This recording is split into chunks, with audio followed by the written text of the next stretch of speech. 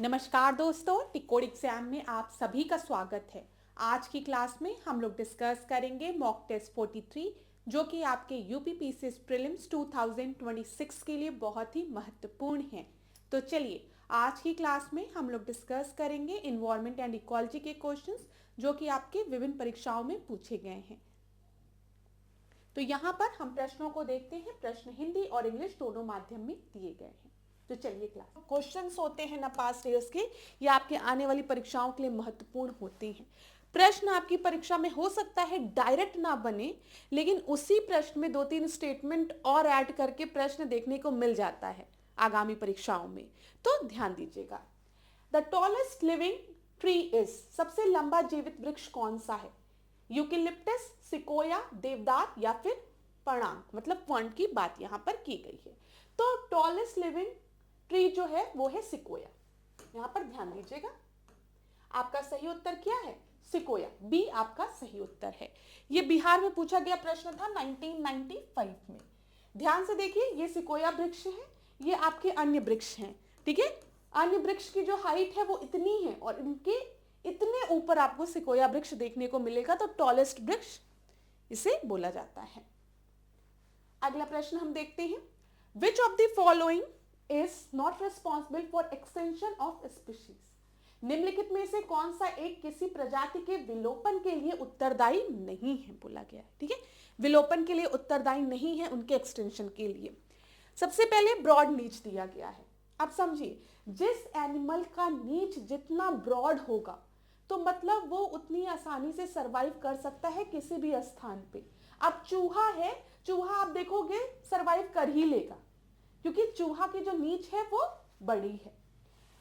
फिर देखो large body size animal. अब लार्ज बॉडी साइज जिन एनिमल की होगी, ठीक है, लार्ज बॉडी साइज जिनकी होगी उनका सर्वाइवल थोड़ा सा डिफिकल्ट होता है। क्यों? क्योंकि एक जगह से दूसरी जगह वो आसानी से नहीं जा सकते हैं, उनको खाना ज्यादा चाहिए, उनका रिप्रोडक्शन प्रोसेस जो होता है वो भी काफी लंबा पीरियड होता है या फिर उतना इजी नहीं होता है। तो एक्सटेंशन का एक कॉज हो सकता है कि जानवर जो है वो बहुत बड़ा है, बहुत भारी है, एक जगह से दूसरी जगह उतनी आराम से मूव नहीं कर सकता है। ठीक है, कभी उसको कोई खतरा हो तो वो सरवाइव उसको करने के चांसेस कम हो जाते हैं हैवी बॉडी के कारण। नैरो नीच मतलब, हम नीच की बात करें पहले तो क्लियर रखो, जब भी हम हैबिटेट की बात करेंगे, हैबिटेट मतलब आपके घर का एड्रेस। हैबिटेट मतलब क्या? जानवरों के घर का एड्रेस जहां पर वो रह रहे हैं। ठीक है, और नीच क्या है? जो भी फंक्शनल रोल वो परफॉर्म कर रहे हैं।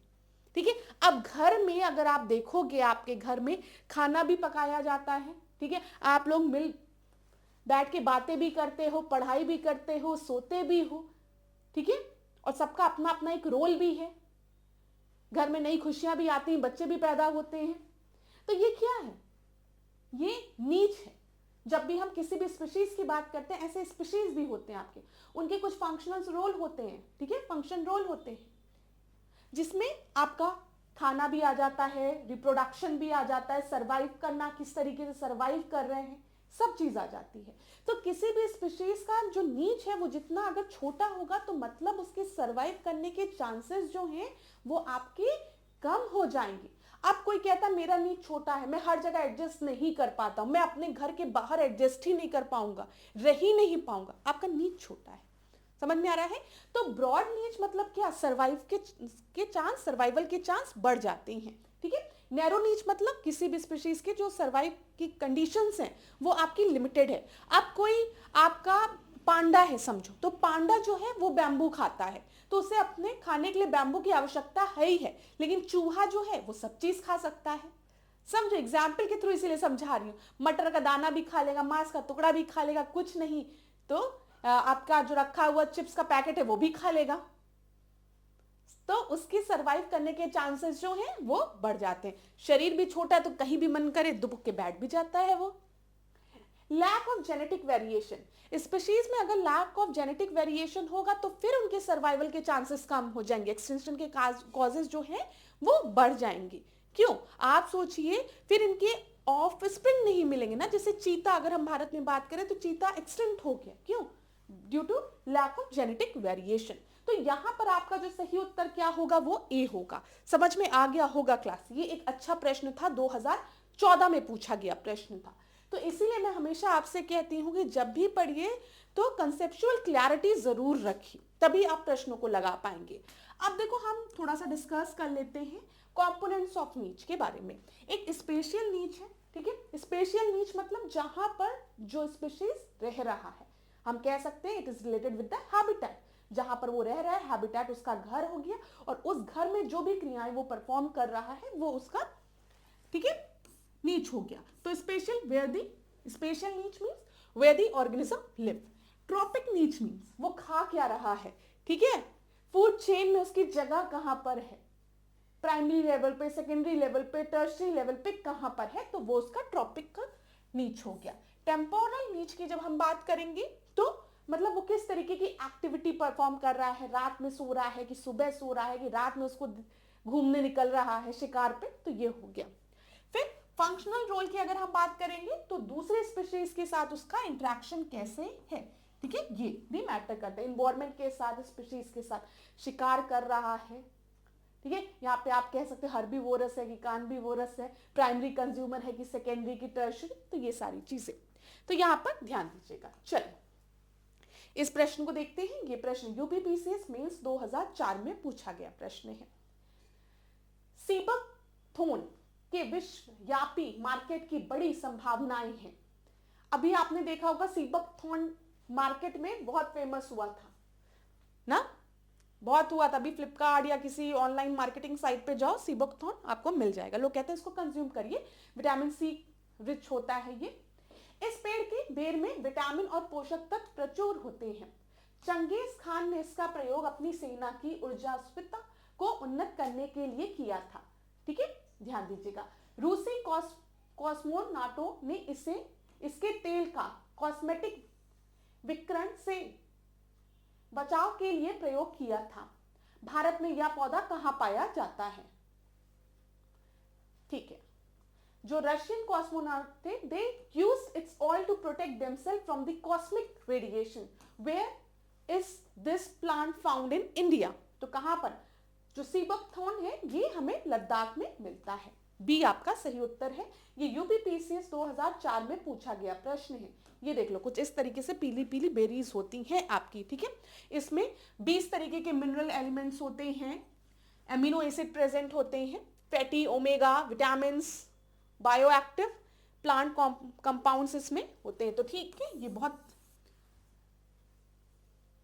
दिख रहा है, सीबकथॉर्न बहुत रिच होता है, तो ध्यान दीजिएगा। चलिए फोर्थ प्रश्न को हम देखते हैं। The Indian government is promoting the cultivation of sea buckthorn. ये आईएएस प्रीलिम्स 2012 में पूछा गया प्रश्न है, ठीक है, ध्यान दीजिएगा।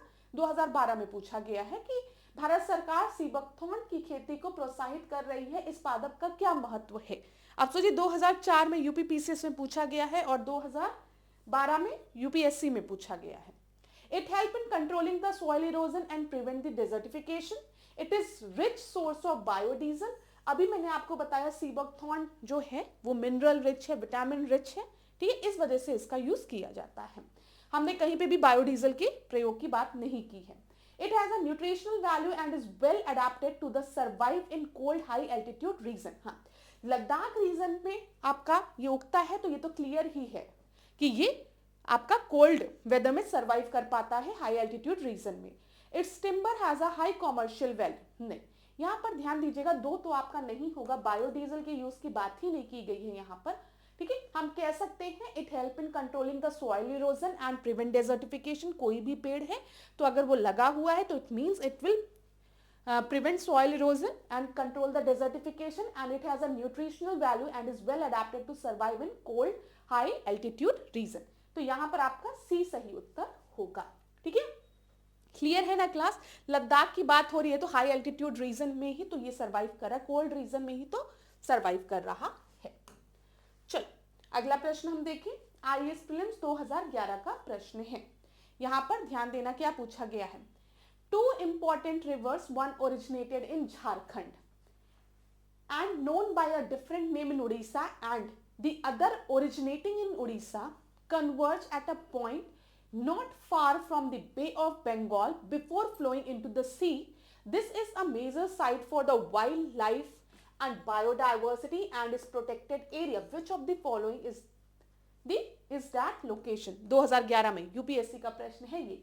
दो महत्वपूर्ण नदियां जिनमें से एक का स्रोत झारखंड में है जो उड़ीसा में दूसरे नाम से जानी जाती है, तथा दूसरी जिसका स्रोत उड़ीसा में है समुद्र में प्रवाह करने से पूर्व एक ऐसे स्थान पर संगम करती है जो बंगाल की खाड़ी से कुछ ही दूरी पे होता है। यह वन्यजीव तथा जैव विविधता का प्रमुख स्थल है और सुरक्षित क्षेत्र है। निम्न में से वह स्थल कौन सा है? अब देखिए यहाँ पर भितरकनिका की बात की गई है, ठीक है, चंदीपुर की बात की गई है, औंसी, फिर उसके बाद गोपालपुर की बात की गई है, शिंपली पाल की बात की गई है। तो हम एक बार मैप देखते हैं, यहाँ पर ध्यान दीजिएगा। जो रिवर्स की बात यहाँ पर हो रही है यह ब्राह्मणी रिवर की बात हो रही है जो कि आपकी कहां पर ओरिजिनेट करती है? झारखंड में ओरिजिनेट करती है, ठीक है। और अगर हम देखें बैतरणी रिवर जो है वो कहां पर ओरिजिनेट कर रही है? वो उड़ीसा में ओरिजिनेट कर रही है, ठीक है।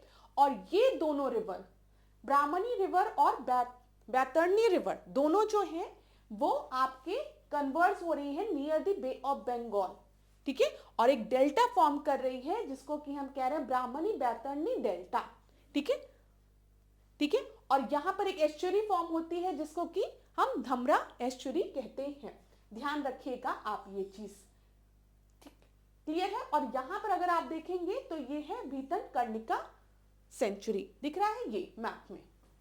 तो यहां पर आपका जो सही उत्तर है वो क्या है? भितरकनिका है, ठीक है। मैप पे भी क्लियर हो गया होगा। ये देखो ये रहा ये। तो यहां पर आपको दो रिवर संगम मतलब दो रिवर मिलते हुए दिखेंगी। कौन कौन सी? ब्राह्मणी रिवर और बैतरणी रिवर, ठीक है।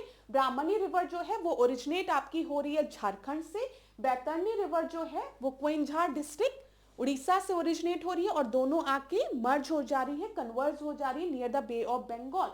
यहां पर ध्यान दीजिएगा, ठीक है। ये देखो ये बे ऑफ बंगाल है, ये भितरकनिका है, क्लियर। चलो ऐसे प्रश्न जो हैं ये आपके ज्यादातर कहां पूछे जाते हैं? यूपीएससी में ही पूछे जाते हैं। अगला प्रश्न हम देखते हैं। निम्नलिखित पर विचार कीजिए। In which of the above type of animal can the phenomenon of hibernation be observed?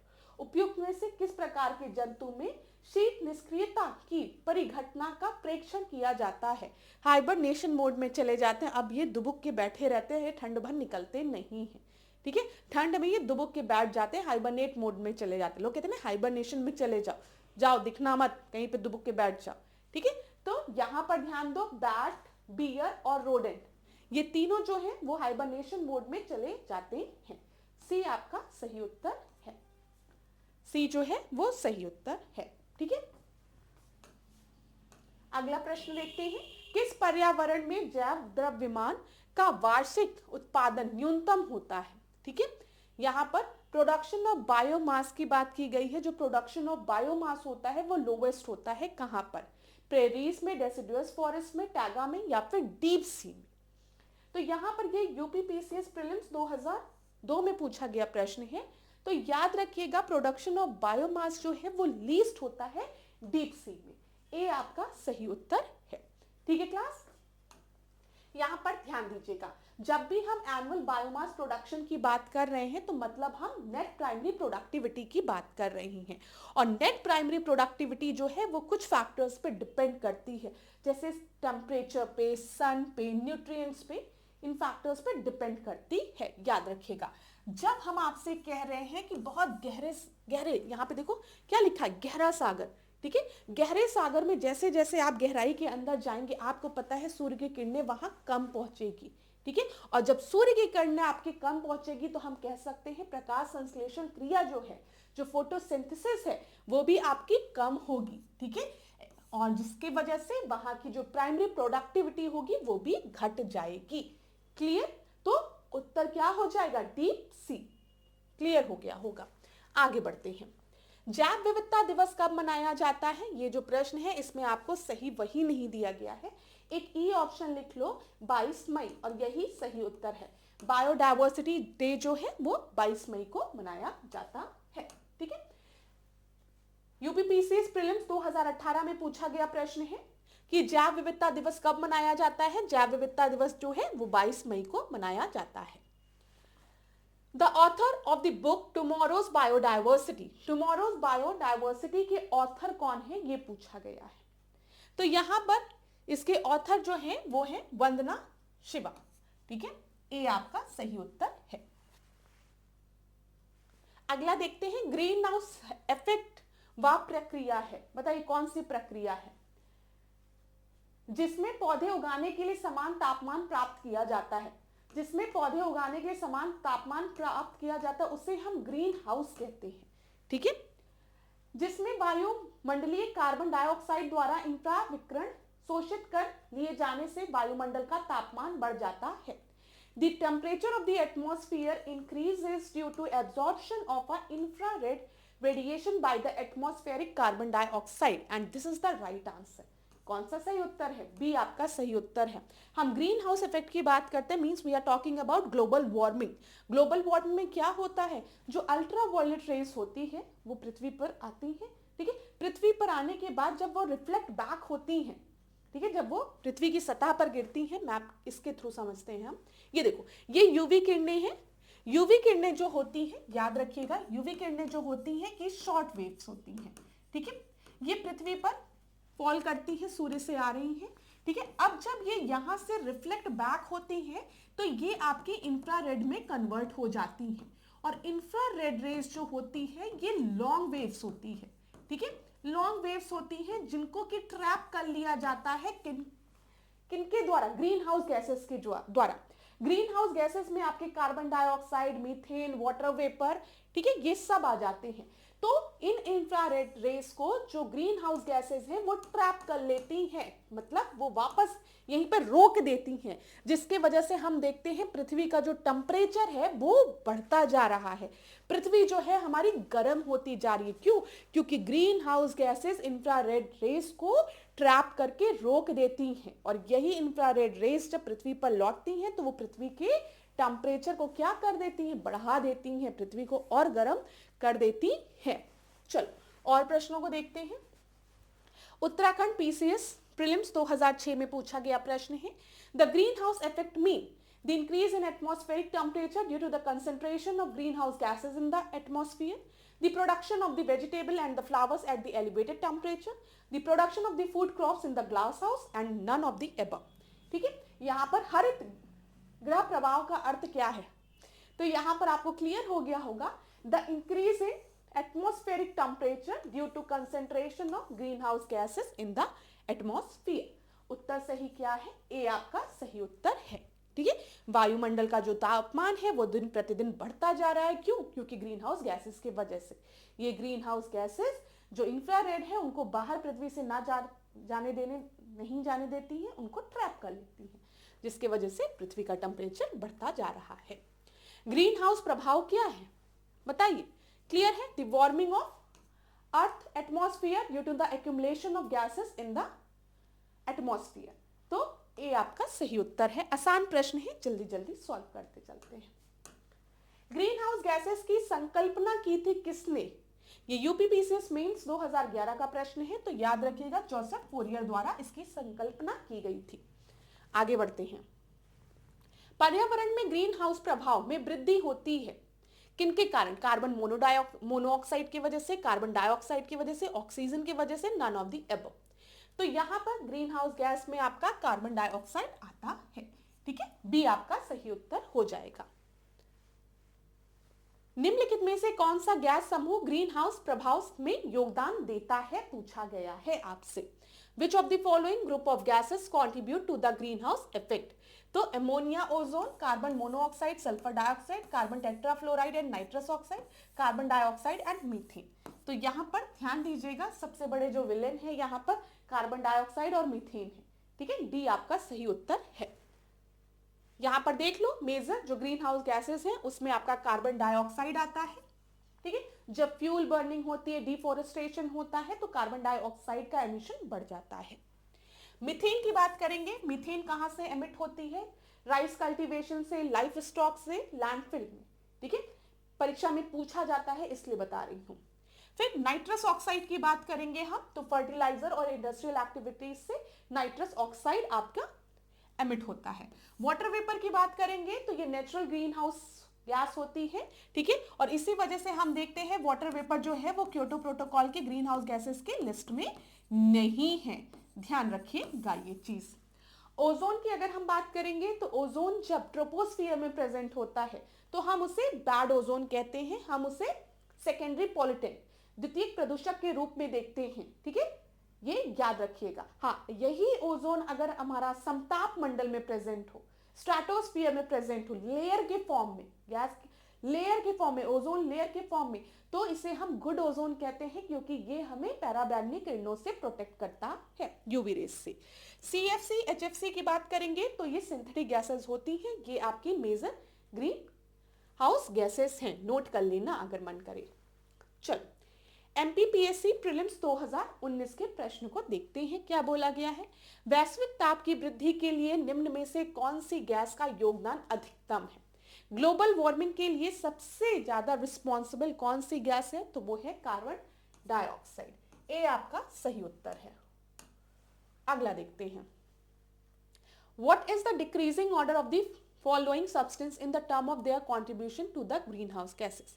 अभी मैंने आपको बताया ग्रीन हाउस गैसेस की जब भी बात होगी तो याद रखिएगा कार्बन डाइऑक्साइड, मीथेन, ठीक है, और कहीं पर अगर वाटर वेपर दे तब भी ध्यान दीजिएगा, ठीक है। तो यहां पर अगर आप देखिए तो CO2 ये है, फिर मीथेन है, फिर नाइट्रस ऑक्साइड है, फिर क्लोरोफ्लोरोकार्बन है, ठीक है। तो कार्बन डाइऑक्साइड के बाद आपका कार्बन डाइऑक्साइड, फिर मीथेन, फिर क्लोरोफ्लोरोकार्बन, फिर आपका नाइट्रस ऑक्साइड, लेकिन डी आपका सही उत्तर, सॉरी यहां पर ध्यान दीजिएगा क्लास, यहां पर carbon dioxide, methane, chlorofluorocarbon, nitrous oxide, ये आपका सही उत्तर होगा, ए आपका सही उत्तर होगा, ठीक है, ध्यान दीजिएगा, इसको नोट कर लीजिए, परीक्षा में पूछा जाता। और यहीं पर अगर वाटर वेपर आपको ऑप्शन दिया रहता तो आप वाटर वेपर के बाद कार्बन डाइऑक्साइड और उसके बाद आप मीथेन की बात करते, फिर आता क्लोरोफ्लोरोकार्बन और नाइट्रस ऑक्साइड, तो ए आपका सही उत्तर है। अगला प्रश्न हम देखते हैं, which of the following natural occurring green house gases contribute the most to the green house effect. तो हमने कितनी बार डिस्कस कर लिया है, यहां पर सबसे बड़ा जो कंट्रीब्यूशन है वो अगर यहां पर आप देखेंगे, यहां पर आपका वाटर वेपर दिया है तो डी आपका सही उत्तर हो जाएगा, ठीक है, डी आपका सही उत्तर है। जहां पर भी वाटर वेपर दिया है वहां पर आप वाटर वेपर लगाएंगे, जहां पर कार्बन डाइऑक्साइड दिया है और वाटर वेपर नहीं दिया गया तो आप कार्बन डाइऑक्साइड लगाएंगे, उसके बाद मीथेन हो जाएगा। The main component of green house gases is, carbon dioxide है ग्रीन हाउस गैस, मीथेन है, नाइट्रस ऑक्साइड है, ओजोन है, तो यहां पर more than one of the above. ये बिहार पीसीएस में पूछा गया प्रश्न है 2018 और 19 का, तो ई आपका सही उत्तर हो जाएगा। अगला देखते हैं, which of the following is not responsible for the global warming. कौन सा ग्लोबल वार्मिंग के लिए रिस्पॉन्सिबल नहीं है, तो देख लीजिए कौन सी ग्रीन हाउस गैस नहीं है। मीथेन ग्रीन हाउस गैस है, वाटर वेपर याद रखिएगा, बड़ा कंफ्यूज हुए थे बच्चे, ma'am water vapour green house gas, हाँ water vapour green house gas है क्योंकि वाटर वेपर भी इंफ्रारेड को ट्रैप कर लेती है, जिसकी वजह से पृथ्वी का टेम्परेचर जो है वो बढ़ता है, ठीक है। तो वाटर वेपर भी है, कार्बन डाइऑक्साइड भी है, लेकिन कौन रिस्पॉन्सिबल नहीं है, आर्गन, ठीक है, क्लियर। चलो सी, निम्नलिखित में से कौन सी हरित गृह गैस नहीं है, कौन सी ग्रीन हाउस गैस नहीं है, क्लोरोफ्लोरोकार्बन, कार्बन डाइऑक्साइड, आर्गन या फिर मीथेन। तो यहां पर ध्यान दीजिएगा कि विच of the following is not a green house gas, chlorofluorocarbon है, कार्बन डाइऑक्साइड है, मीथेन है, लेकिन आर्गन नहीं है, ठीक है, सी आपका सही उत्तर है। यूपीपीसीएस प्रीलिम्स 2022 का रीसेंट का प्रश्न है ये। आगे बढ़ते हैं, हरित गृह प्रभाव क्या है, ग्रीन हाउस इफेक्ट क्या है, increase in global temperature, decrease in global temperature, increase in ocean water temperature, increase in the temperature of river and lake. तो यहां पर आपका सही उत्तर क्या है, इंक्रीज इन ग्लोबल टेम्परेचर, ठीक है, ग्लोबल वार्मिंग, तो ग्लोब का जो टेम्परेचर है वो आपका बढ़ रहा है, A. Which of the following substance does not contribute to the global warming, फिर वही प्रश्न, मीथेन कंट्रीब्यूट करता है, कार्बन डाइऑक्साइड करता है, वाटर वेपर करता है, oxide of sulphur and nitrogen को हम यहाँ पे एलिमिनेट कर सकते हैं। 25वां प्रश्न, विच of the following is not naturally occurring green house gas found in the atmosphere. तो यहां पर ध्यान दीजिएगा, नाइट्रोजन ऑक्साइड जो है, नाइट्रस ऑक्साइड जो है ग्रीन हाउस गैस है, कार्बन डाइऑक्साइड भी है, मीथेन भी है, लेकिन ओजोन की जब हम बात करते हैं, ओजोन भी ग्रीन हाउस गैस है, लेकिन ये सेकेंडरी पॉल्यूटेंट है। ठीक है, सेकेंडरी पॉल्यूटेंट है जो कि प्राइमरी पॉल्यूटेंट से मिलकर बना होता है, डायरेक्ट सोर्स से नहीं एमिट होता है।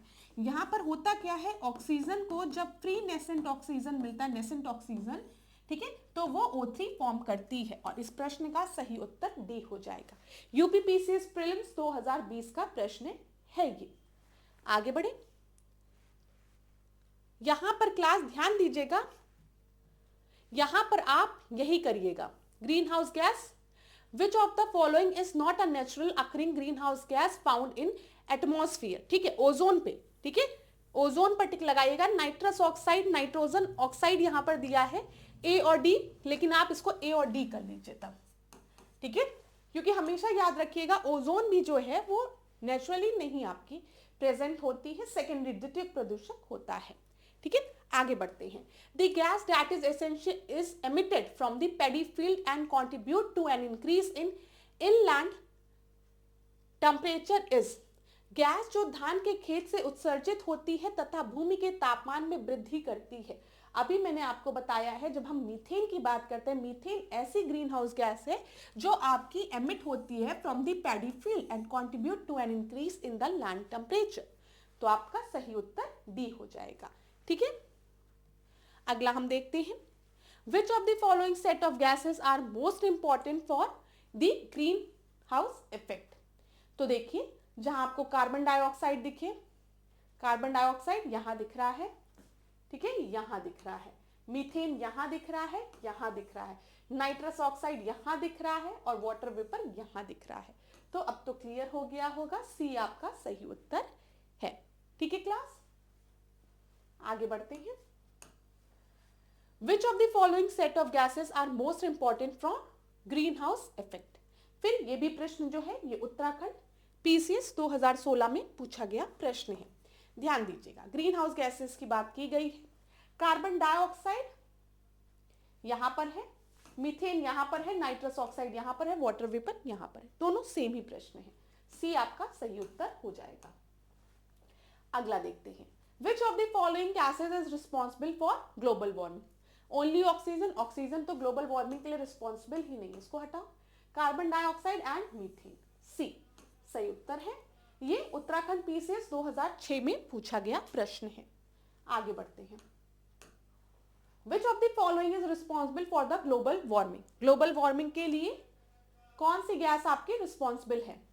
मीथेन है, कार्बन डाइऑक्साइड है, वाटर वेपर है, मतलब ऑल ऑफ द अबव आपका सही उत्तर होगा। यह प्रश्न झारखंड पीसीएस में 2013 में पूछा गया है।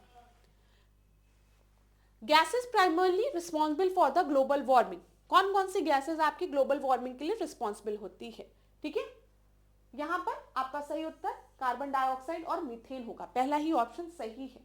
ये यूपी पीसीएस स्पेशल मेंस 2004 में पूछा गया प्रश्न है। आगे बढ़ते हैं, which of the following is not a green house gas. तो देखिए, carbon dioxide green house gas है, ठीक है, मीथेन ग्रीन हाउस गैस है, ओजोन ग्रीन हाउस गैस है, ओजोन आपका द्वितीय प्रदूषक है, सेकेंडरी पॉल्यूटेंट है, ये याद रखिएगा, जो कि डायरेक्टली सोर्स से नहीं रिलीज होता है। तो यहां पर कौन सा बचा? प्रोपेन, सी।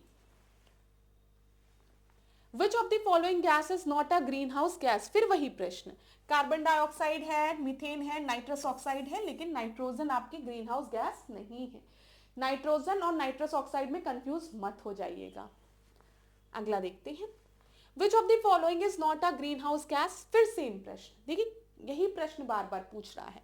मीथेन है, नाइट्रस ऑक्साइड है, क्लोरोफ्लोरोकार्बन है, लेकिन हाइड्रोजन जो है वो ग्रीन हाउस गैस नहीं है। यूपीपीसीएस मेंस 2012 में पूछा गया है। Which of the following is not a green house gas, methane green house gas है, chlorofluoro carbon green house gas है, कार्बन डाइऑक्साइड है, लेकिन ओजोन जो है वो नहीं है। Which of the following is not a green house gas, ठीक है, कौन सा ग्रीन हाउस गैस नहीं है? मीथेन है, क्लोरोफ्लोरोकार्बन है, ठीक है, सल्फर डाइऑक्साइड आपका विच of the following is not a green house gas है, ठीक है। यहां पर ध्यान दीजिएगा, आपका जो सही उत्तर क्या है, और नाइट्रस ऑक्साइड भी है, तो आपका सही उत्तर डी हो जाएगा, ठीक है।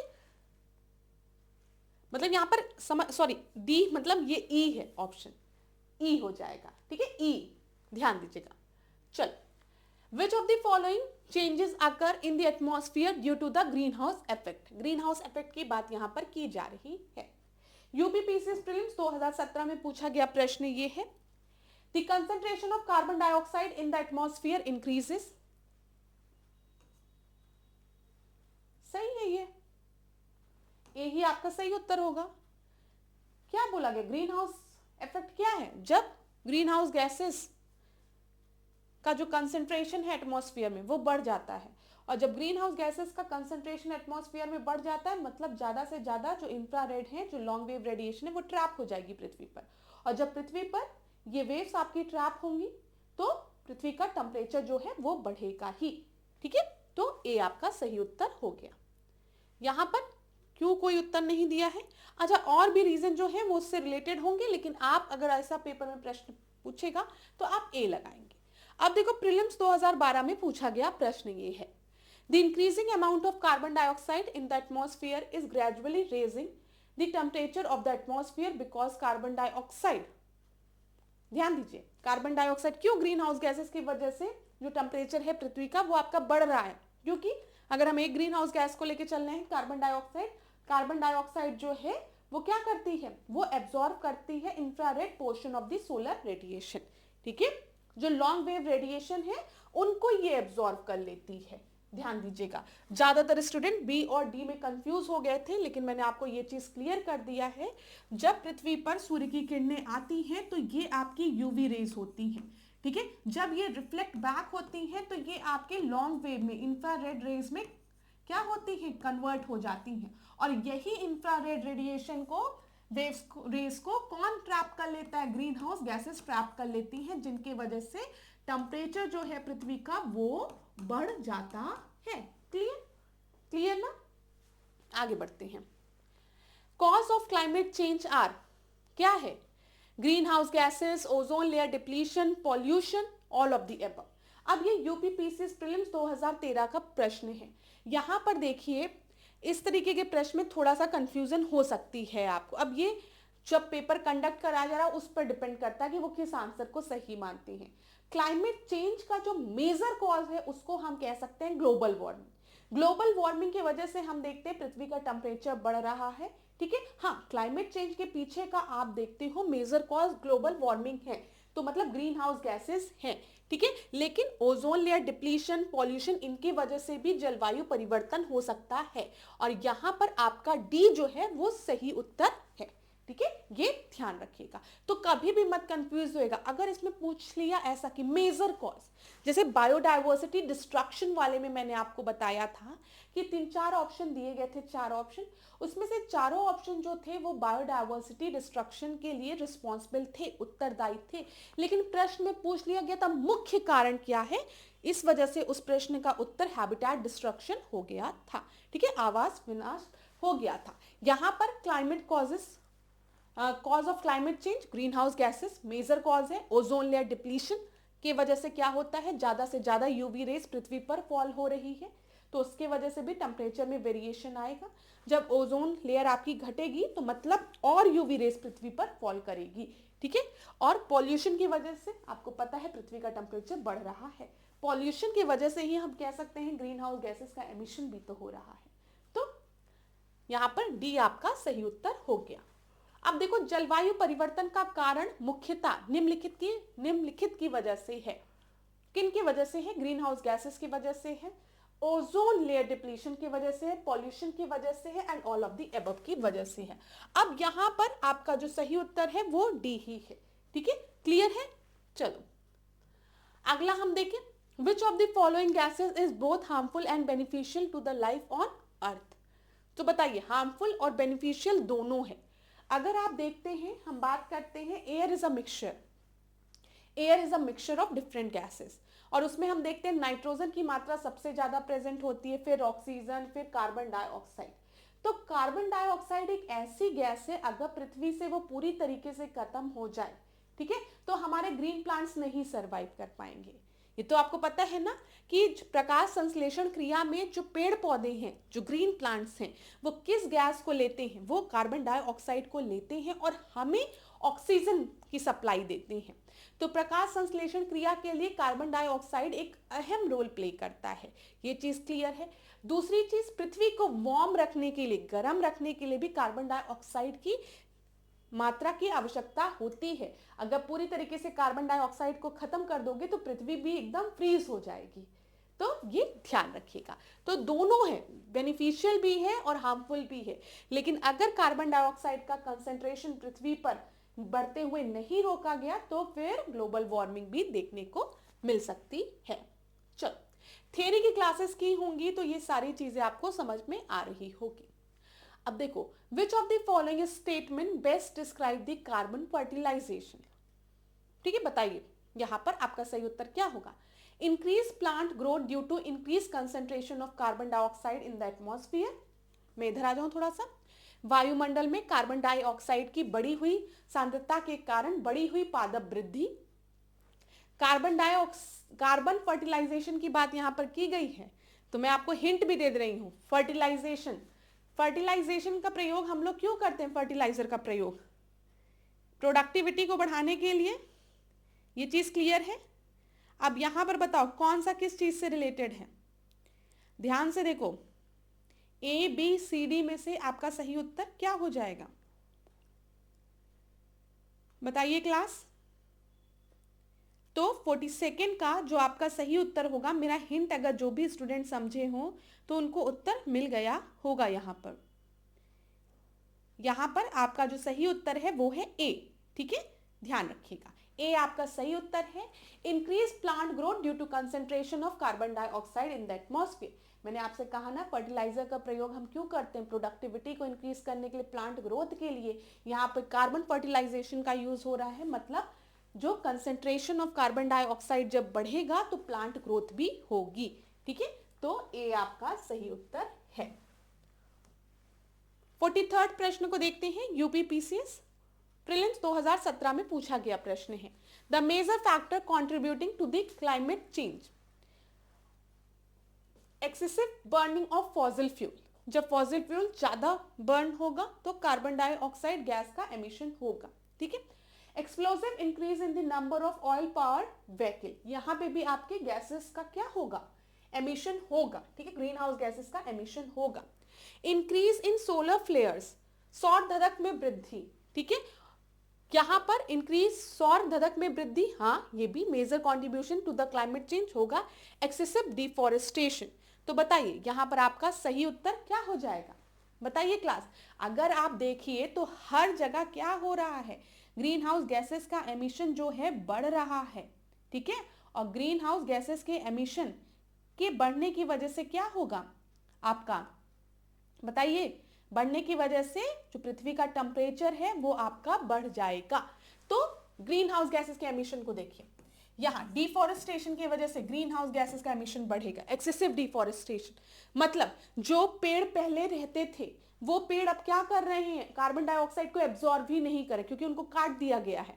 तो हम कह रहे हैं जब डिफॉरेस्टेशन हो रहा है तो इसकी वजह से कार्बन डाइऑक्साइड का जो कंसेंट्रेशन है पृथ्वी पर वो बढ़ता जा रहा है, ठीक है। अगर पेड़ होते तो प्रकाश संश्लेषण क्रिया के लिए कार्बन डाइऑक्साइड को एब्जॉर्ब करते और हमें ऑक्सीजन देते, तो यहाँ पे ऑक्सीजन आपका घट रहा है। एक्सप्लोजन जब भी होगा तो यहाँ पर आपका कार्बन डाइऑक्साइड, ठीक है, नाइट्रस ऑक्साइड, ये सारी गैसेस एमिट होंगी, ग्रीन हाउस गैसेस का एमिशन होगा। Excessive burning of fossil fuel में भी, ठीक है। यहाँ पर सौर धधक में वृद्धि, सूर्य बहुत ज्यादा किरणें बहुत ज्यादा है तो ऐसा नहीं है कि क्या होगा, क्लाइमेट चेंज हो जाएगा, ठीक है। हाँ, गर्मी में बहुत ज्यादा धूप लग रही है तो उस हिसाब से तो ठंडक में आपका एकदम अलग होना चाहिए, ग्रीन हाउस गैसेस का एमिशन ही नहीं होना चाहिए, गैसेस पॉल्यूशन होना ही नहीं चाहिए। ठंड में लोग कहते हैं कि और पॉल्यूशन फील हो रहा है, सांस लेने में भी दिक्कत होने लगती है लोगों को। तो यहाँ पर आपका सही उत्तर 1, 2, 4 हो जाएगा। अगला प्रश्न हम देखें, बी आपका सही उत्तर है। Consider the following, which of the following are released in the atmosphere due to burning of crop and biomass की बात यहाँ पर की है। कार्बन मोनोऑक्साइड, मीथेन, ओजोन और सल्फर डाइऑक्साइड। बताइए यहाँ पर आपका सही उत्तर क्या हो जाएगा। आईएएस प्रीलिम्स 2019 में पूछा गया प्रश्न है ये।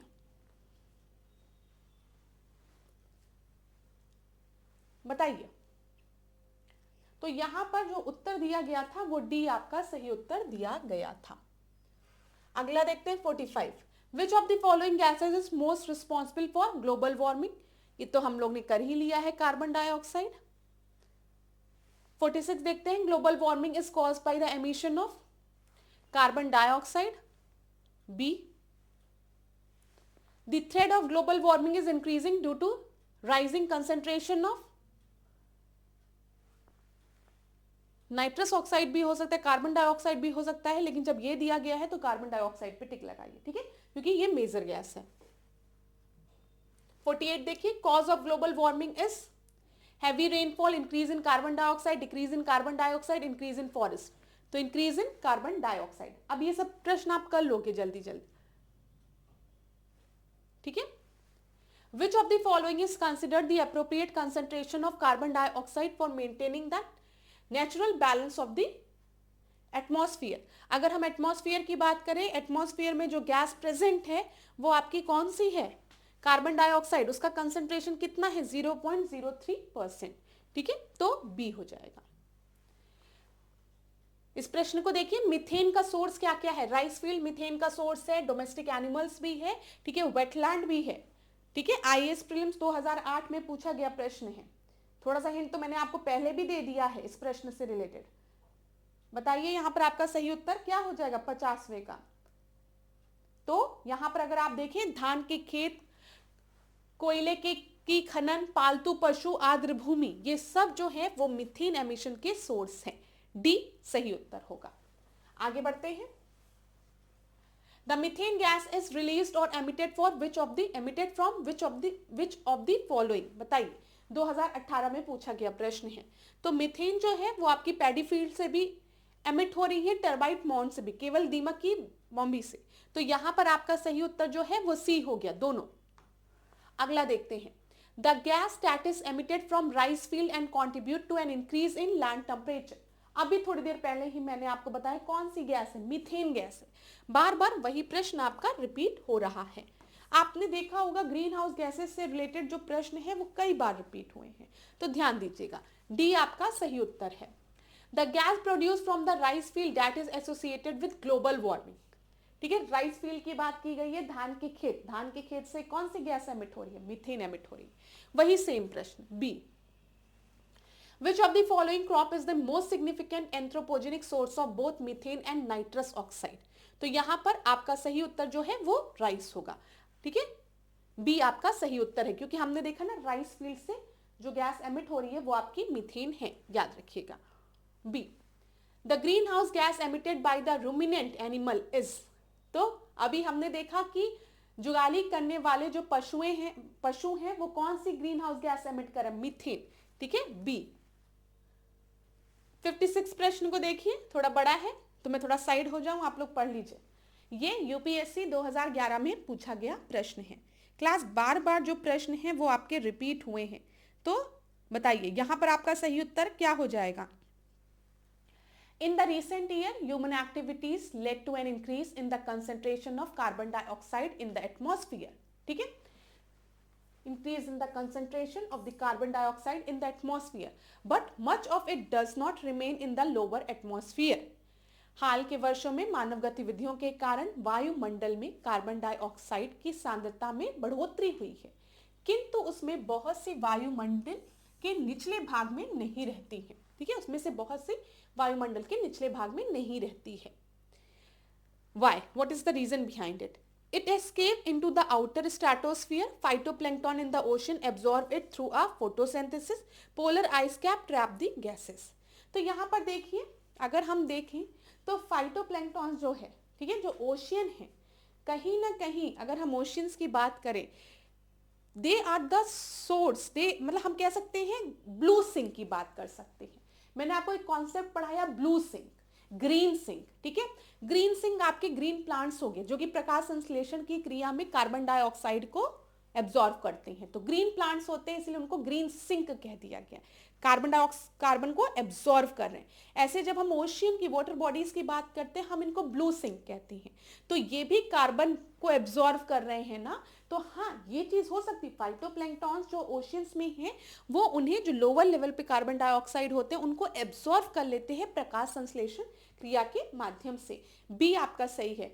Polar ice cap traps the gas, सबसे अप्रोप्रिएट जो है वो बी है, ठीक है। 57th देखते हैं, ये भी यूपीएससी का प्रश्न है। Regarding the methane hydrated deposit which of the following statement are correct, ठीक है। Global warming may trigger the release of methane gas from these deposit. दूसरा है vast deposit of methane hydrates are found in the Arctic tundra and beneath the seabed. The methane in the atmosphere is oxidized into carbon dioxide after 1 or 2 decade. ठीक है, बताइए यहां पर आपका सही उत्तर क्या हो जाएगा।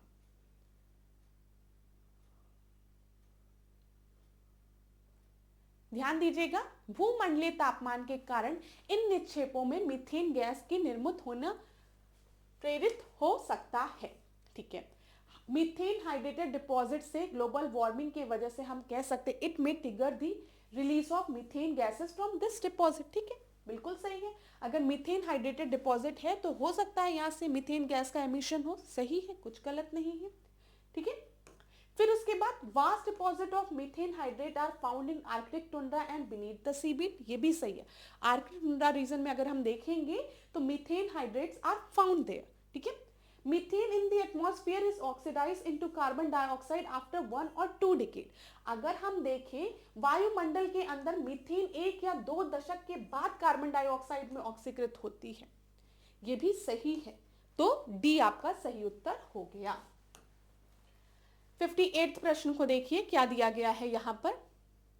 Large scale rice cultivation in some region is potentially contributing to the global warming. Which of the following reason can be held responsible? कौन सा आपका responsible हो सकता है? The anaerobic condition associated with rice cultivation led to the methane emission. कितनी बार मैंने आपको बताया है जब भी हम मीथेन एमिशन की बात करेंगे, मीथेन गैस के सोर्स की बात करेंगे, तो राइस फील्ड्स जो हैं, ठीक है, वो मीथेन वहां से एमिट होती है। When nitrogen based fertilizer are used, nitrous oxide is emitted from the cultivated soil. ये भी बिल्कुल सही है। जब हम नाइट्रोजन बेस्ड फर्टिलाइजर का यूज करते हैं तो वहां से नाइट्रस ऑक्साइड एमिट होती है फ्रॉम द कल्टीवेटेड सॉइल, तो दोनों ही सही है, सी आपका सही उत्तर हो जाएगा, ठीक है। तो ये आज की क्लास का आखिरी प्रश्न था क्लास। मैं बस आपको इतना बताना चाहूंगी कि बस एग्जाम के पॉइंट ऑफ व्यू से आपको क्या ध्यान में रखना है कि कौन कौन सी ग्रीन हाउस गैसेस हैं, पहली चीज। दूसरी चीज, सोर्स क्या है इनका, ठीक है, ये एमिट कहाँ से हो रही हैं, इनका कंट्रीब्यूशन क्या है, बस इतना अगर पढ़ के जाओगे तो आराम से पेपर में जो भी प्रश्न दिया होगा वो हल हो जाएगा। लेकिन आपको पता होना चाहिए ग्रीन हाउस गैसेस कौन कौन सी है, ठीक है। और इसमें जो सबसे ज्यादा स्टूडेंट कंफ्यूज होते हैं वो वाटर वेपर को ग्रीन हाउस गैस में नहीं कंसिडर करते हैं। याद रखिएगा, water vapour is also a green house gas, ठीक है, which is naturally produced. Carbon cycle में वाटर वेपर आपका प्रोड्यूस होता है, ये चीज याद रखिएगा। इसी वजह से हम क्योटो प्रोटोकॉल की जब बात करते हैं जिसमें हम एंथ्रोपोजेनिक कॉजेस की बात करते हैं जिनकी वजह से ग्रीन हाउस गैसेस का एमिशन हो रहा है, उसमें आपको क्या वाटर वेपर नहीं दिखती है, तो कंफ्यूज मत होइएगा। तो क्लास आज का ये आखिरी प्रश्न था। नेक्स्ट क्लास में हम मिलेंगे नए पीवाईक्यूज के साथ, और ये जो पीवाईक्यूज हैं पास्ट ईयर्स के क्वेश्चन हैं, ये आपकी परीक्षा के लिए बहुत ही महत्वपूर्ण है, तो इनको जरूर देखते हुए जाइए, ठीक है। अगर कोई प्रश्न बहुत लेंदी है यूपीएससी का तो आप उसको छोड़ सकते हैं, लेकिन मैं आपको एक चीज सजेस्ट करूंगी, एक बार पढ़ जरूर लीजिएगा, ये चीज ध्यान रखिए, क्योंकि अब देखा जा रहा है थोड़ा ट्रेंड बदल रहा है। यूपीएससी में जो बहुत लेंदी प्रश्न है उसी में से एक दो लाइन उठाकर पीसीएस में प्रश्न बन जाता है। तो थोड़ा सा ध्यान दिया करिए, एकदम से स्किप मत कर दिया करिए। तो thank you so much class. Next class में आपसे मिलूंगी नए प्रश्नों के साथ। कहीं पर भी कोई भी डाउट होगा तो मुझे आप लोग जरूर बताएंगे। धन्यवाद। इसी तरीके से मेरे साथ ऐश्वर्या सिंह के साथ डिकोड एग्जाम के साथ बने रहिए। खूब पढ़िए, खूब आगे बढ़िए। आपका दिन खूब मंगलमय। धन्यवाद क्लास।